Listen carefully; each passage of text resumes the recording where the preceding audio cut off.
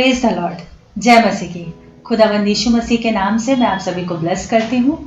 और आइए आज के इस वचन में जाने से पहले हम आज का जो की वर्ड्स है उस पर मनन करेंगे, ताकि हम उसको पकड़ के समझ सके पूरे वचन के सार को। और हमारा जो की वर्ड्स है वो ये है यूहन्ना 10:10। वहां पर लिखा है कि चोर चोरी करने आया, घात करने आया। यीशु कह रहे हैं किसके बारे में? चोर के बारे में। कौन चोर? बैरी, शैतान। और उसके आगे वचन ये कहता है कि मैं इसलिए आया हूं ताकि तुम जीवन पाओ और बहुतायत का जीवन पाओ। यीशु इसलिए आए ताकि हमें भरपूरी का जीवन दे, बैरी की चालों से बचाएं। और चोर बैरी किस लिए आया है? हमको नाश करने के लिए, हमारे चीजों को, हमारी शांति को चुराने के लिए आया है। तो आज हम वचन से देखेंगे और ज्यादा बुद्धिमान बन जाएंगे, समझ जाएंगे पवित्र आत्मा के प्रकाशन में, ताकि पहले हम जिन चालों में फंसते थे अब उनमें आगे को हम ना फंसे। आमीन। देखिए यहाँ पर लिखा है कि चोर जो था वो चोरी करने आया। कैसे चोरी करता है? सबसे पहली चीज वो शांति चुराना चाहता है। और यीशु कौन है? प्रिंस ऑफ पीस है, शांति के राजकुमार है। वो कहते हैं यूहन्ना 14:27 में कि मैं तुम्हें ऐसी शांति देता हूं जो ये संसार नहीं दे सकता। तो यहाँ पर शांति चुराने के लिए सबसे खास जरिया उसको क्या मिलता है? रिश्तों में सेंध लगाना। सिंस ईडन गार्डन क्या किया है बैरी ने? यही तो किया है, रिश्तों में सेंध ही तो लगाई है। वो गड़बड़ी मचाता है, विचारों में खलबली मचाता है, झूठ बोलता है हमारे कानों में। देखिए वो क्या करता है? रिश्ते तोड़ता है बैरी, शैतान। ठीक है, जिस दिन से इंसान बना था, परमेश्वर ने अपने सहभागिता के लिए बनाया था, उस दिन से वो हमारे पीछे पड़ा हुआ है, क्योंकि उसको ये सहभागिता पसंद नहीं आती है परमेश्वर और इंसान की, क्योंकि उसने खुद की तो तोड़ दी ना। तो अब कोई दूसरा प्रभु के करीब जाए, यहोवा के पिता के करीब जाए, उसको पसंद नहीं है। और मत्ती 5:9 में वचन कहता है कि धन्य है वे जो मेल कराने वाले हैं। तो वचन तो ये कह रहा है कि हमें मेल कराने वाले होना है, लेकिन आज हो क्या रहा है? मैं बाहर की बात करूंगी नहीं, मैं आत्मिक जगत की बात करती हूँ, कलीसिया के अंदर की बात करती हूँ। चलिए, हो क्या रहा है? क्या हम मेल कराने वाले हैं? क्यों? क्योंकि हम उसकी चालों में फंस गए हैं। इतनी खूबसूरती से इतना महीन और सुनहरा जाल फेंका है कि हम उसमें फंस गए हैं। हम समझ नहीं पा रहे हैं उसकी चालों को। आज जरूरत है पवित्र आत्मा के प्रकाशन में हमें इन चीजों को समझने की। आमीन। वो सबसे पहला रिश्ता ईडन गार्डन में जो तोड़ा था, इसके अलावा वो आज क्या करता है? हमारे दूसरे रिश्तों को तोड़ने की कोशिश करता है। हमारे आपस की संगति, हमारा मेल मिलाप, हमारा भाईचारा, पति पत्नी का रिश्ता, परिवार में माता पिता बच्चों के बीच में सब कुछ एकदम गड़बड़ कर देना चाहता है। म्यूचुअल अंडरस्टैंडिंग जिसे कहते हैं आपसी समझ, उसको चुरा लेता है और तब सारी गड़बड़ी शुरू हो जाती है। परमेश्वर ने मनुष्य के घमंड को रोकने के लिए, उसकी बुरी इच्छा को रोकने के लिए उत्पत्ति के 11वें अध्याय में भाषा में अंतर पैदा कर दिया था, ताकि समझ एक दूसरे की बात को ना सके। वो एक गॉडली पर्पस था, पर यहाँ पर एक एविल पर्पस, एक बुरे उद्देश्य से बैरी काम करता है हमारे और आपके साथ में। हमें उससे अलर्ट रहने की जरूरत है। हमारा जो आज का टाइटल है वो यही है कि बैरी की चालों को समझो। जब हम समझेंगे तब हम बुद्धिमान बनेंगे। मेरा बेटा हमेशा कहता है मजाक में कि माँ आप पापा को मुझसे ज्यादा प्यार करती हो। तो मैंने कहा पापा हम सब का कितना ज्यादा ख्याल रखते हैं, कितनी केयर करते हैं, कितनी परवाह करते हैं, हमेशा कुर्बानी देने को तैयार रहते हैं। कुछ भी हो तो वो खुद फैमिली में कुछ भी मैटर हो तो वो सेक्रीफाइस करने के लिए तैयार रहते कि ठीक है मेरा रहने दो। फॉर एग्जाम्पल अगर फेस्टिव सीजन है, कपड़े खरीदने हैं, कुछ और खर्चे, तो कहते ठीक है मेरे रहने दो, मैं बाद में ले लूंगा। तो मैंने कहा कि तुम ये भी तो देखो कि क्योंकि उन्होंने यीशु की तरह हमें प्यार किया है, करते हैं, हर दिन कामों से दिखता है, इसलिए तो हम सब उन्हें प्यार करते हैं। और वो मजाक में बोलता है कि नहीं आप पापा को ज्यादा करते हो। तो मैंने कहा फिर पापा करते भी ज्यादा है। ठीक उसी तरह से यीशु हर दिन हमारे लिए करते हैं, हर दिन हमारी चिंता करते हैं। क्रूस पे प्यार साबित करने के बाद वो शांति से सिर्फ बैठ नहीं गए पिता के दाहिने जाके, वो आज भी हमारे लिए विनती करते हैं, आज भी हमारे लिए निवेदन करते हैं, आज भी हमारी देखभाल करते हैं। और बैरी क्या करता है? आज भी तोड़ने की कोशिश करता है, आज भी हमको बांटने की कोशिश करता है, बरगलाने की कोशिश करता है। इसलिए हमें सजग और अलर्ट होना है। यीशु ने टूटे रिश्तों को जोड़ा है और इसीलिए सवोपदेशक 4:12 में वचन कहता है कि जो डोरी 3 धागों से बटी होती है वो नहीं टूटती। क्यों नहीं टूटती? क्योंकि पति पत्नी और उनके बीच का तीसरा धागा जब यीशु हो जाता है तो वो ज्यादा मजबूत रिश्ता हो जाता है। और ये एक जनरली तो हम इसको प्रीचिंग में या जब कभी डिफाइन करते हैं इस वचन को तो एक पति पत्नी के रिश्ते के बीच में यीशु है ऐसा करके ही डिफाइन करता है, लेकिन इसको आप किसी भी रिश्ते पे अप्लाई कीजिए इस वचन को, ये वहां काम करता है। माता पिता और बच्चे के बीच में, भाई बहन के बीच में, कलीसिया में सदस्यों के बीच में, अपने ब्रदर्स के बीच में, आप कहीं भी इस बात को इस्तेमाल करिए, इस वचन को लागू कीजिए। जिस भी रिश्ते में तीसरा धागा यीशु है वो रिश्ता मजबूत है, क्योंकि वहां समझ में गड़बड़ी नहीं होती। सबसे बड़ी चाल यही है, समझ में गड़बड़ी पैदा करता है या फिर विचारों में, किसी एक के विचारों में दुष्टता या स्वार्थ पैदा करता है। ये सबसे उसके फेवरेट चाल होती है जो हमें समझने की जरूरत है। अभी उसके हथियार कौन कौन से हैं? घमंड, जलन, लालच और सबसे बढ़िया महिमा की भूख। ये बैरी के हथियार हैं जिनसे वो हमारे ऊपर तीर छोड़ता है। फॉर एग्जाम्पल मैं बताती हूँ, कई बार आपके पास ऐसे रिलेटिव होंगे जो बिना बात के आपके पीठ के पीछे गड्ढा खोदते ही रहते हैं।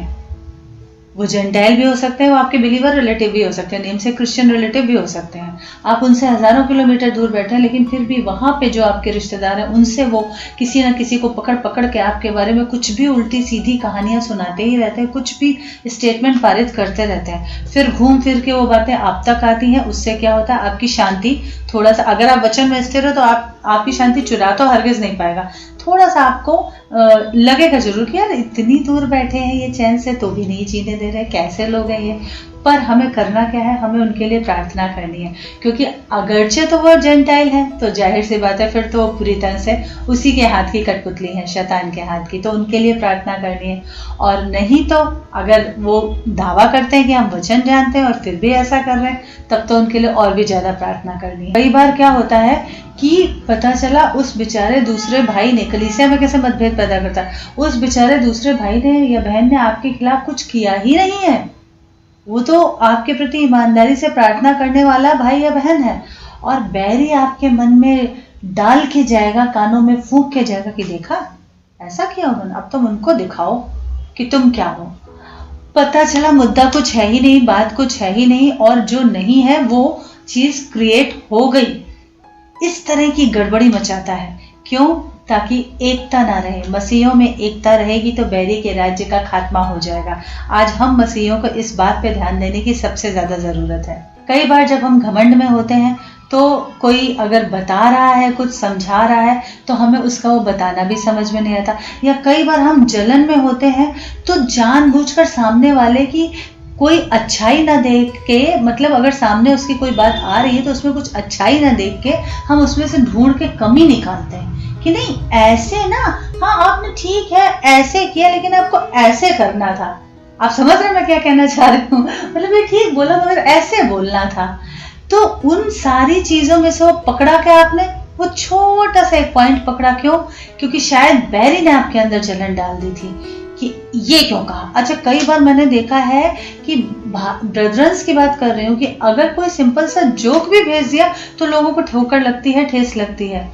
तो मैं सोचती हूँ ये परमेश्वर ये मैच्योर कब होंगे। मतलब मैं तो ऐसे बेचती नहीं किसी को जनरली जोक वगैरह, पर फिर भी जो जिनको मुझे लगता है कि हाँ थोड़े समझदार हैं तो उनको शेयर कर देती हूँ। जो लोग मुझे करते हैं मैं उनको कर देती हूँ। बट कई बार मैंने देखा है कि लोग उसमें भी ठोकर खा जाते हैं कि ये वाला जोक मुझे क्यों भेजा, इसको भेजने के जरिए से बताना क्या चाह रहे हैं। बंदे ने शुद्ध मन से भेजा, ऐसे ही सिंपली यूं ही भेज दिया सिर्फ हंसने के लिए। जो क्या हंसो यार, उसमें भी ठोकर लग, उसमें भी मीन में निकालते हैं, नुक्ताचीनी करते हैं कि ये क्यों किया है, इसके पीछे क्या वजह है। तो ये सब क्या है, हमें बहुत समझने की जरूरत है भाई कि ये आप किस डायरेक्शन में या किसकी चालों में फंस रहे हो। दाऊद को जब नातान ने आके चिताया था उसकी गलती के बारे में, दाऊद ने क्या किया था, गलती की थी, फिर झूठ बोला था, फिर हत्या की थी, फिर अपने आप को धोखा दे रहा था। लेकिन परमेश्वर को नहीं दे सकते ना। जब नातान ने आके उसको उसकी गलती बताई तो दाऊद ने एक समझदारी का काम ये किया था कि उसने मान लिया था। उसने अपने आप को दीन किया था, अपनी गलती छुपाइए नहीं, कम से कम प्रभु के सामने, क्योंकि उससे आप छुपा सकते भी नहीं हो। उसके सामने आप क्या कर चलोगे, वो सब कुछ जानता है, मनों को जानने वाला परमेश्वर है। आमीन। कई बार हो सकता है ऐसा हो कि किसी भाई या बहन के लिए आप उद्धार की प्रार्थना कर रहे हो या आशीषों की प्रार्थना कर रहे हो, और क्योंकि वो अभी वचन में इतने परिपक्व नहीं हुए हैं, तो बैरी उनको ही इस्तेमाल करेगा आपके खिलाफ जा के बातें फैलाने में, आपके खिलाफ बोलने में। और आपको बड़ा मैं इनमें से होके गुजरी हूँ, मेरे बहुत सारे एक्सपीरियंसेस रहे हैं मिनिस्ट्री फील्ड के। बहुत अर्ली 20s में परमेश्वर ने मुझसे काम लेना शुरू कर दिया था, वचन का प्रचार और सुसमाचार और इवेंजलिकल मिनिस्ट्री, ये सब काम काफ़ी पहले से उसने शुरू कर दिए थे। हालांकि उस समय भी मुझे बहुत झेलना पड़ा था, क्योंकि उस वक्त लोगों का रिएक्शन ऐसा होता था, अच्छा अब ये कल की पैदा लड़की हमें सिखाएगी, इसके तो दूध के दांत भी नहीं टूटे अभी, ये क्या सिखाएगी। लेकिन जब परमेश्वर हमारी ओर है तो हमारा विरोधी कौन हो सकता है। जब प्रभु काम ले रहा है तो फिर कौन रोक सकता है। आमीन। तो जब हम लोग उस तरीके से काम कर रहे थे लोगों के जीवनों में, तो ऐसे मौके आए कि जिनके लिए आप प्रार्थना कर रहे हो वही आपके खिलाफ है, क्योंकि उनको अभी पूरी तरह से वचन ही नहीं मालूम है। वो तो अभी उद्धार के रास्ते पे हैं, वो बढ़ रहे हैं, मतलब सीख ही रहे हैं ना, और उनको बहुत इजी ट्रैप हो जाते हैं, बहुत इजी हथियार हो जाते हैं वो शैतान का, बहुत आसानी से जाल में फंस जाते हैं, और उनको इस्तेमाल करके आपके इस काम में बाधा डालना चाहेगा कि आप तो उस बेचारे भाई बहन की आत्मा जीतने के लिए रात दिन प्रार्थना में जागृत हो, रात दिन उसके लिए पौलुस कहता है ना, जच्चा किसी पीड़ाएं सहता हूँ जब तक तुम्हारे अंदर मसीह का मन न उत्पन्न हो जाए। तो आप तो इस वाली बात को लेके चल रहे हो उनके लिए, और वो उल्टा आप में ही कमियां निकालेंगे, नुक्ताचीनी करेंगे। मतलब ये कि आपका एक भला काम परमेश्वर के राज्य का बीज बोना रुक जाए, ये उसकी चाल होती है। और मैं मेरे हस्बैंड से बोलते थे, अरे ऐसे कैसे करते। मेरे हस्बैंड ये बोलते थे कि देखो निधि, अभी इनको वचन नहीं पता, ये बच्चे हैं, जैसे जैसे ये वचन में बढ़ेंगे वैसे वैसे ये सुधरेंगे। बिल्कुल सही बात है, लेकिन तब सुधरेंगे जब पवित्र आत्मा की सुनेंगे ना, जब वचन पढ़ेंगे ना। सालों साल आप चर्च में बैठ के बिना वचन पढ़े, बिना पवित्र आत्मा की सुने, वैसे के वैसे ही रह सकते हैं। मैं गारंटी दे रहा हूँ, आप सालों साल चर्च में बैठ सकते हैं और लेश मात्र भी आप में तब्दीली नहीं आएगी, बढ़त नहीं होगी उस तरीके से जैसी यीशु चाहता है, अगर आप अपने आप को वचन के प्रति वफादार नहीं करेंगे, पवित्र आत्मा के लिए अपने कानों को नहीं खोलेंगे। क्योंकि होता क्या है, हमारे कान ऑलरेडी खुले होते हैं उद्धार से पहले ही बैरी की आवाज को सुनने के लिए। हम वही सुनते हुए ही बड़े हुए होते हैं जब हमें वचन नहीं पता होता है, हमें सीखना पड़ता है। पवित्र आत्मा की आवाज को सुनना हमें सीखना पड़ता है। आमीन।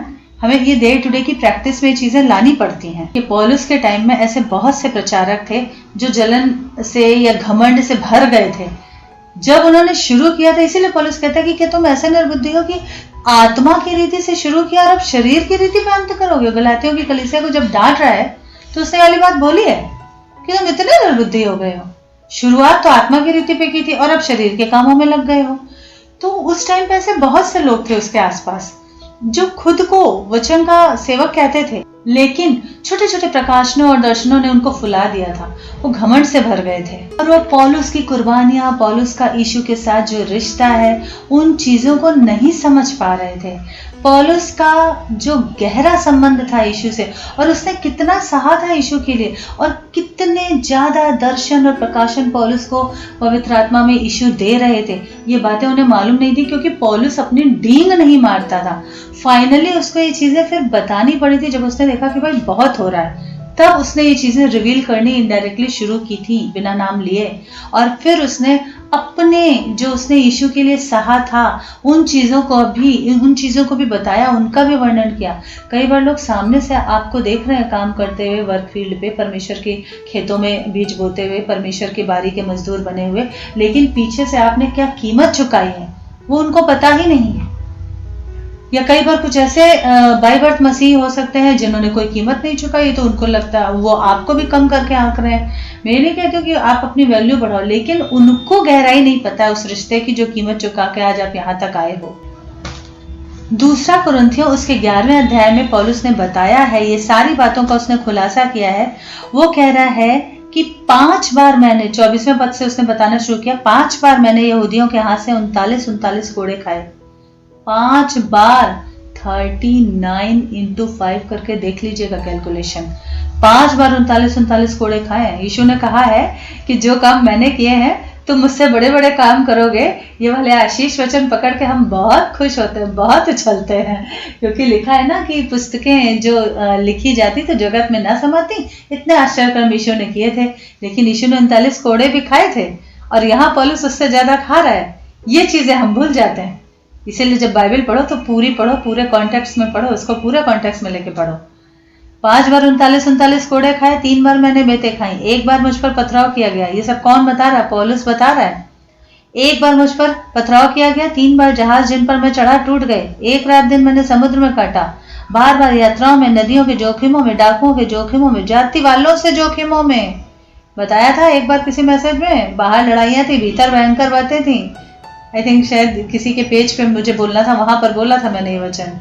बाहर लड़ाइयाँ थी, भीतर भयंकर बातें थी। हम लोग जब अन्य जाति से आते हैं तो हमारे जाति वाले पीछे पड़ते हैं, समझ में आता है, क्योंकि उनको उद्धार नहीं मालूम। पर यहाँ जो अंदर वाले होते हैं वो भी टेढ़ा मुंह करके देखते हैं, इसके तो अभी दूध के दांत नहीं टूटे, कल की पैदा लड़की हमको सिखाएगी। हमें दोनों तरफ से फेस करना पड़ता है, परंतु प्रभु का धन्यवाद हो कि वो हमारा सहायक रहता है। पौलुस कहता है मेरे प्रभु का धन्यवाद हो जो हमेशा मेरा सहायक रहा। मैं इसीलिए मैं बार बार पौलुस की तरफ देखती हूँ, क्योंकि मुझे उसमें अपनी झलक मिलती है। बड़ाई के लिए नहीं कह रही हूँ, सच में झेला है इसलिए बता सकती हूँ। आज एक्सपीरियंस के दम पे बता सकती हूँ, बहुत हम्बल होकर बता रही हूँ। और वहां पर आगे लिखा है जंगल के जोखिमों में, समुद्र के जोखिमों में, झूठे भाइयों के जोखिमों में। जब पौलुस जेल में था तो कुछ लोग इसलिए प्रचार कर रहे थे कि जेल में पौलुस को और कष्ट मिले, शुद्ध मन से प्रचार नहीं कर रहे थे। पौलुस कहता होने दो, प्रचार तो हो रहा है ना, महिमा तो मेरे मसीह की हो रही है ना। परिश्रम में, कष्ट में, जागते रहने में, भूख प्यास में, बार बार उपवास करने में, जाड़े में, उगारे रहने में, अन्य बातों को छोड़कर जिनका वर्णन मैं नहीं करता, सब कलीसियाओं की चिंता प्रतिदिन मुझे दबाती है। वो कहते हैं आपको क्या करना है? अरे मसीह का राज्य बिगाड़ रहा है, बैरी बीच में जंगली बीज बो रहा है, वक्त थोड़ा रह गया, मसीह आने वाला है, खेत बिगड़ने ना पाए, खेती बिगड़ने ना पाए, गेहूं खत्ते में इकट्ठा किया जाए। जो जंगली लोमड़ियां दाग की बारियों को बिगाड़ती हैं, श्रेष्ठ गीत याद करो, उनको पकड़ लो, क्योंकि मेरी दाग की बारी में फल लगे हैं, फल लग गए। अब जंगली लोमड़ियां आके इनको बिगाड़ने ना पाए। पौलुस कहता है यदि घमंड करना अवश्य है तो मैं अपने निर्बलताओं पे घमंड करूंगा। उसको ये चीजें बतानी पड़ी कि मुझे पत्थरवाह किया गया। वो कहता मैं झूठ नहीं बोलता। दमिश्क में बता रहा है कि मुझे पहरे पे पकड़ने की चाल रची गई थी, साजिश, और कह रहा है कि मैं टोकरी से रस्सी से बांध के शहरपनाह से नीचे उतारा गया और वहां से किसी तरह बच के भागा हूँ। किस किस तरीके से पौलुस ने परमेश्वर के लिए अपने आप को कुर्बान करने की हद तक रेडी रखा है, क्या उस पर बीती है, ये सिर्फ वो जानता था या यीशु जानते थे? ये शायद सामने वाला समझ नहीं सकता। और जिनके लिए आप प्रार्थनाएं कर रहे हैं, जिनके उद्धार के लिए आप काम कर रहे हैं, प्रार्थनाएं कर रहे हैं, शायद वो भी समझ नहीं सकते। आप चिंता मत करिए, समझाने की जरूरत नहीं, ये आपके और यीशु के बीच की बात है। यीशु समझता है, इतना काफी। पौलुस झूठ नहीं बोलता था, मुंह पे खरी बात बोलता था, चापलूसी की बात नहीं बोलता था, चिकनी चुपड़ी बातें नहीं बोलता था, साथ ही साथ वो फालतू का घमंड भी नहीं करता था। वो एक ग्रेस जो देना यीशु ने सिखाया, वो उस ग्रेस को देता था। एक भाई के बारे में बिना नाम लिए उसने लिखा कि उस भाई को जितनी तुम लोगों ने सजा दी थी उतनी काफी, अब जाने तो छोड़ दो, उतना काफी है। और कई बार ऐसा होता है कि कुछ ऐसे लोग बैरी आपके जीवन में खड़े कर देगा कि जैसा मैंने शुरू में बताया, आपकी शांति चुराने के लिए, या ऐसे रिश्ते जिनको मोहरा बनाकर वो आपकी शांति को चुराना चाहेगा। तो हमें वहां पर अलर्ट रहने की जरूरत है। देखिए, मसीह में होने का मतलब यह हरगिज नहीं है कि हम डोर पे पड़ा हुआ डोरमेट है। हमें ये समझना होगा कि किस रिश्ते को कितनी मर्यादा तक हमें कायम रखना है या कहाँ हमें दूर हो जाना है। जब आप डे टू डे लाइफ में पवित्र आत्मा के साथ चलना शुरू करोगे, आपको ये गाइडेंस प्रॉपर मिलता जाएगा। ये किसी बाइबल कॉलेज में टीचिंग में सेशन में बैठ के आप नहीं सीख सकते। ये डे टू डे लाइफ का प्रैक्टिकल है। पवित्र आत्मा में आपको गाइडेंस मिलता जाएगा। अगर पवित्र आत्मा में आपको समझ आ रहा है कि भैया हमने सहनशीलता दिखाई, हम्बलनेस दिखाई, मसीहत दिखाई, अब हमें यहाँ से दूर रहना है, कट ऑफ करना है तो थोड़ा कट ऑफ करने में कोई बुराई नहीं है, ताकि बैरी उस बंदे को जरिया बना के आपकी शांति न चुराने पाए। दूसरे तिमोथी 4:14 में पौलुस कहता है कि सिकंदर ठठेरे ने मुझसे बहुत बुराइयां की हैं।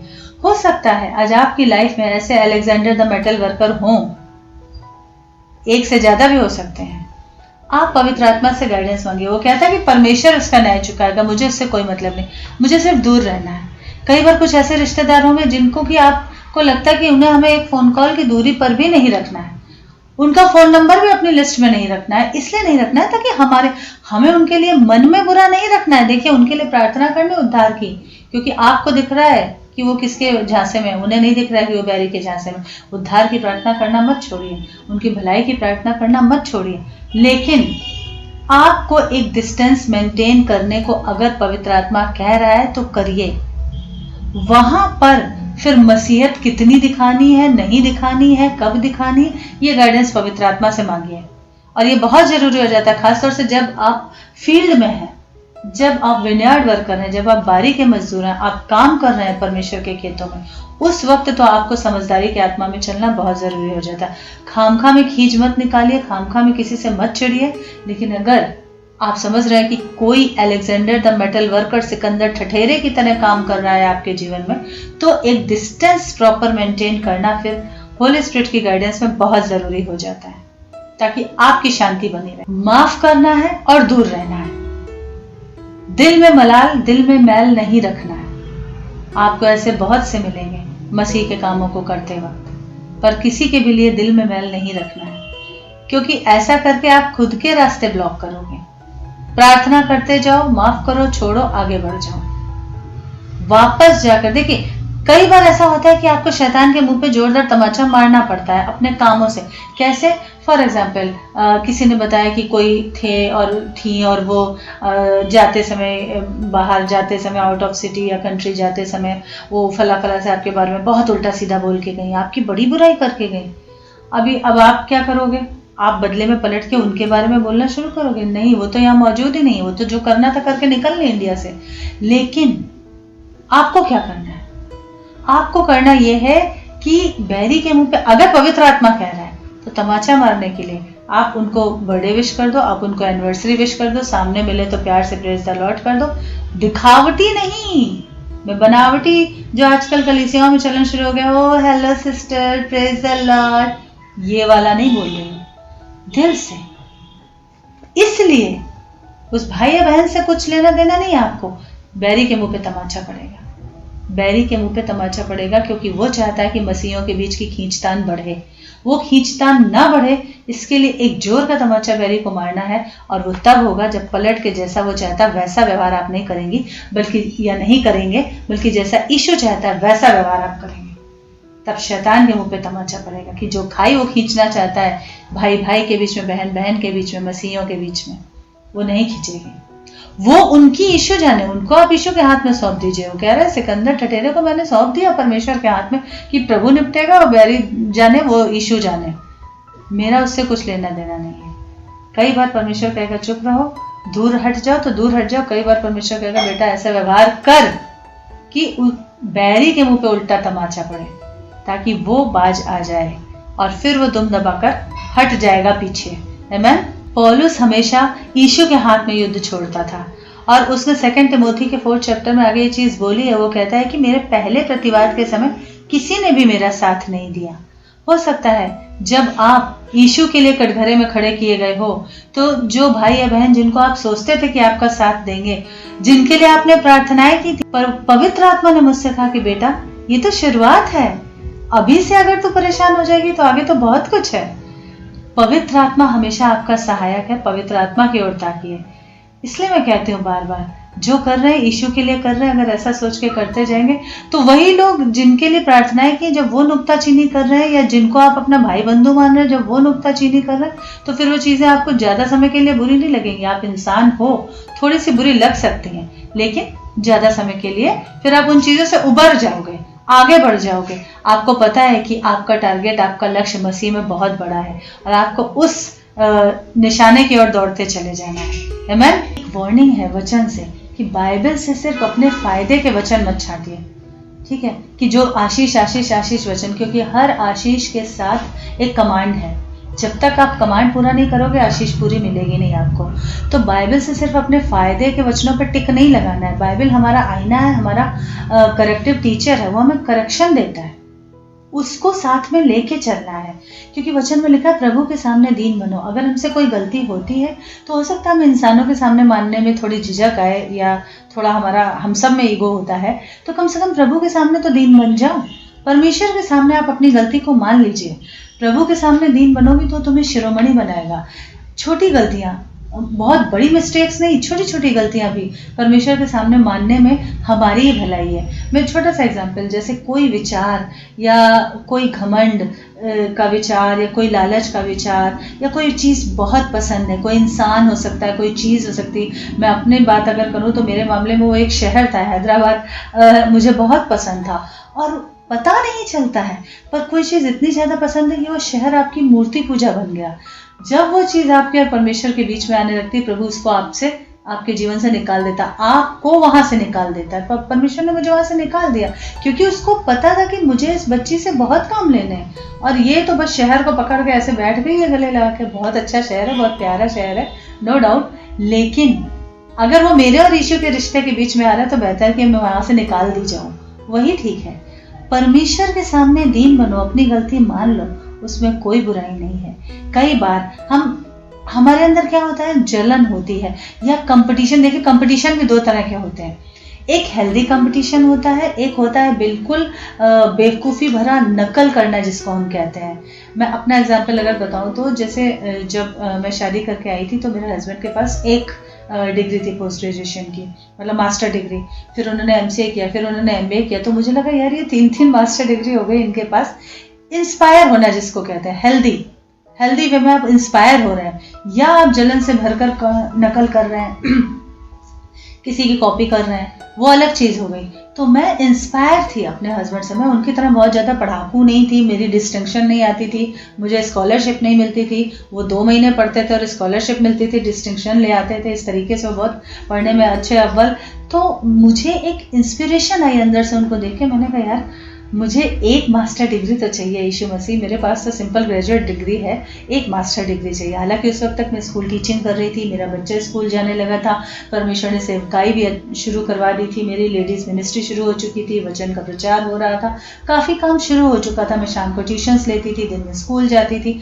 उन सब के बीच में भी जब मैंने प्रभु से हम्बल होकर मांगा, एक शुद्ध मन से, इंस्पायर होकर, तो परमेश्वर ने मुझे एक मास्टर डिग्री दी, करने का अनुग्रह दिया, मौका दिया, ऐसा दिया कि भाई हाँ, मैं जितनी मेरी कैपेसिटी है मैं थोड़ा बहुत कुछ कर सकूं।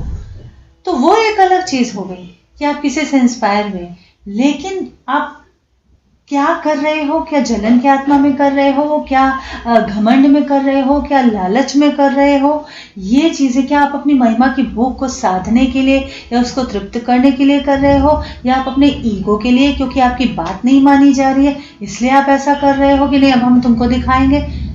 आपको ये समझने की ज़रूरत है, क्योंकि बैरी बहुत से पासे और सुनहरे जाल फेंकता है। जैसा कि मैंने स्टार्टिंग में कहा, एक एक स्टेप लाइफ का लेने से पहले पवित्र आत्मा की मदद मांगो।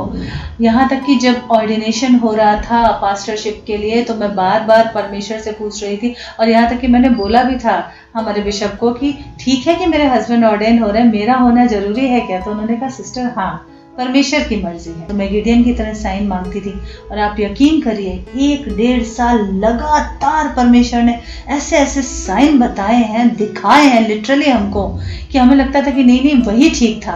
परमेश्वर ने कहा नहीं, अब तू देख, अब वो वहां का हाल देख, तू अब तू देख। परमेश्वर ने मुझे ऐसी ऐसी चीजें दिखाई कि बेटा तू मेरी मर्जी में चल रही है, तुम दोनों मेरी मर्जी में चल रहे हो। क्योंकि मैं सच में दीन और हम्बल होकर प्रभु से कहती थी, प्रभु हम शरीर में नहीं करना चाहते, क्योंकि हम अपनी ताकत से कुछ कर भी नहीं सकते। सच्चाई यही, हम अपनी ताकत से कुछ कर भी नहीं सकते जब तक उसकी मर्जी ना हो। शरीर में शुरू किया हुआ काम शुरुआत में बड़ा अच्छा लगेगा, लेकिन पूरा नहीं होगा जब तक उसका अभिषेक ना हो, उसकी मर्जी ना हो। आमीन। और बैरी की और एक चाल होती है झूठ बोलने की, उससे भी सजग रहना है। महिमा की भूख से बचना है, घमंड से बचना है, लालच से बचना है, जलन से बचना है, उसके झूठ से बचना है। मैं आपको बताती हूँ, जब मेरी शादी तय हुई थी उस वक्त उन जेंटाइल रिश्तेदारों का इस्तेमाल कर रहा था शैतान, मुझे ये डराने के लिए कि लड़का एयरफोर्स में है, पीता तो जरूर होगा, अरे वहां तो ऐसे ही फ्री में बढ़ती है, फ्री में ऐसे बढ़ती जैसे पानी बढ़ता है, ऐसे बताते थे वो लोग मुझे। और मैं अंदर ही अंदर, मुझे विश्वास था यीशु पे कि प्रभु मैं तुझसे प्रार्थना करके मांग रही हूँ कि पिता मेरी चॉइस नहीं, मेरी मम्मी की चॉइस नहीं, मेरी तो खैर कोई चॉइस थी ही नहीं, बस मेरा तो उस वक्त एक ही मेन मुद्दा था कि मेरा और यीशु का रिश्ता बचा रहे, बस मुझे वो इम्पोर्टेंट था उस वक्त, लड़का वड़का इम्पोर्टेंट नहीं था, मम्मी की जो भी चॉइस थी। तो मैं बस ये कही थी कि प्रभु एक शरीफ बंदा देना जिसके अंदर कोई व्यसन ना हो।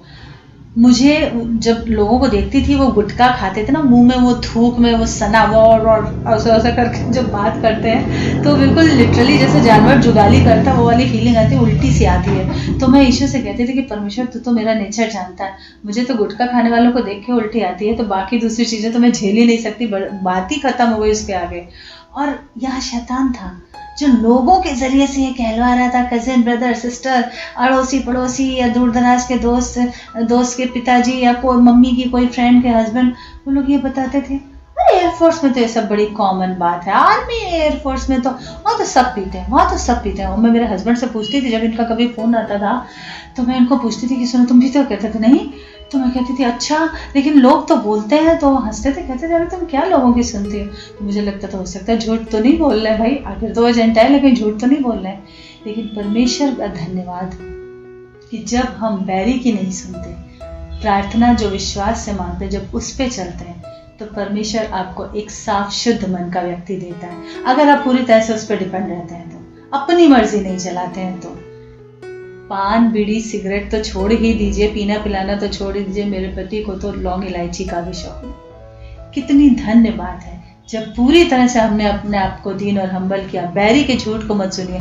दूसरा झूठ, वो मेरी शादी के टाइम मुझसे ये बोल रहा था कि जो तुम छुप के चर्च आती हो ना, एक बार शादी होने दो, ये नाटक भी इश्यू वाला तुम्हारा बंद हो जाए। क्योंकि मम्मी हमेशा डांटती रहती थी कि अगर सास ने जरा से भी कंप्लेन करी, क्योंकि मैंने घर में मूर्ति पूजा छोड़ दी थी, सब कुछ छोड़ दिया था मम्मी के घर में, तो मम्मी कहती थी इतनी सी भी कंप्लेन आई ससुराल से मैं तुम्हारी हड्डी तोड़ दूंगी। मुझे लगता था कि हे परमेश्वर, और दूसरी तरफ शैतान का झूठ कि देखना बस ये ईशू वाला नाटक बंद है। मम्मी बोलती थी ये ईशू वाला नाटक ससुराल में मत चलाना, ये ईशू वाला नाटक ससुराल में मत चलाना। अब मुझे लगता था कि परमेश्वर कहाँ, इधर कुआं इधर खाई, कहाँ फंसा दिया ईशू। लेकिन मैंने मेरे यीशु की विश्वास योग्यता और खराई पे विश्वास रखा। वो कहता है कि तेरी औकात क्या है बेटा कि तू मुझे चुने, मैंने तुझे चुना है, मैं जगत के अंत तक तुझे लिए फिरूंगा, मैं तुझे कभी नहीं छोड़ूंगा, कभी नहीं त्यागूंगा। तो मुझे पता था कि मुझे इस झूठ को नहीं सुनना है। तो आज आप में से अगर कोई इस सिचुएशन से जा रहा है जिसके कानों में ऐसी झूठी आवाजें आ रही हैं, तो अपने कानों पे यीशु का लहू लगाइए, आत्मिक स्पिरिचुअल कानों पे, और उस वचन को याद करिए जो कहता है प्रभु ने एक बार कहा, मैंने 2 बार सुना। प्रभु की आवाज को सुनना सीखे। बैरी के झूठ में फंसने की जरूरत नहीं है। आप मसीह में, आप यीशु में अगर विश्वास योग्यता से बने हुए हैं तो उसकी कोई भी चाल आपके जीवन में कामयाब नहीं होगी। थोड़े पल के लिए कुछ ऐसे सुनहरे तीर फेंकेगा, जलते हुए तीर फेंकेगा, लेकिन वो आपको छुएंगे नहीं, कामयाब नहीं होंगे, क्योंकि आप मसीह में जयवंत से बढ़कर हो। इसलिए बैरी की चालों को समझिए, उनको काटना कैसे है, कहाँ पे अपना मीठा व्यवहार दिखा के उस चीज को काटना है, कहाँ हमें एक डिस्टेंस मेंटेन करके उस चीज को काटना है, कहाँ हमें चुप रहना है, कहाँ हमें परमेश्वर के ठहराए हुए समय का वेट करना है। प्रभु बताएगा हर एक चीज का। जब आप साइन मांगोगे तो वो आपको साइन भी देगा, लेकिन पक्के सबूत। परमेश्वर ने पक्के सबूत दिए मुझे कि हाँ, तू जो कर रही है या तेरे पति ने और तूने मिलके मेरी बेटी जो काम मेरी गाइडेंस में शुरू किया वो सही है। क्योंकि मैं ईमानदारी से, मेरे अंदर महिमा की कोई भूख नहीं थी।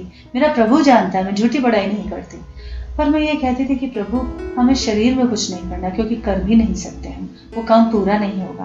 तो प्रभु ने हमें साइन दिए और दिखाया। फिर परमेश्वर ने, जो हमें लग रहा था कि कहीं कुछ गलत तो नहीं है, तो उसने दिखाया कि देखो बेटा, मेरी मर्जी ही सर्वोपरि रहेगी और वही सही है। परमेश्वर की आवाज को आज से सुनना सीखिए, बैरी के चालों को तोड़ना सीखिए, उसके मुंह पे एक थप्पड़ मारना सीखिए, परमेश्वर के दिए हुए वचन से, पवित्र आत्मा के प्रकाशन से और अपने मीठे और सद्भावना भरे व्यवहार से।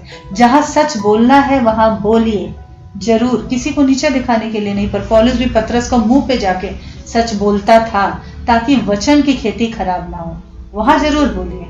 आमीन। परमेश्वर इन सारी चीजों से आपको, इन वचनों से मसीह में बढ़ने में, पक्का मजबूत बनने में और मदद करे और ब्लेस करे।